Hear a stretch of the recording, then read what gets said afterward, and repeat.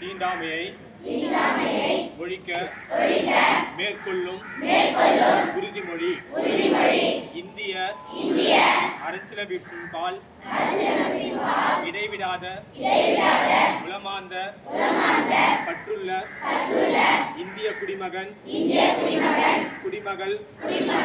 ஆகிய நான் நமது அரசியலமைப்பின்படி தீண்டாமை ஒழிக்கப்பட்டிருக்கிறது என்பதை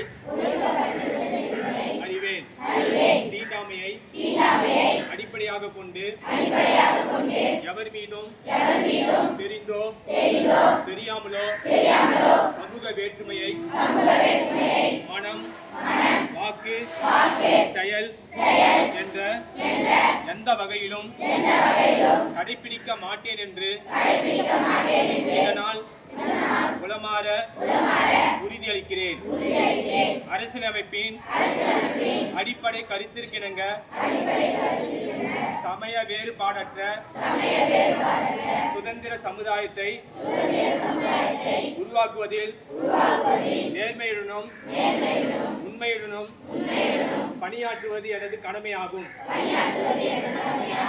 என்பதையும் உணர்வேன்.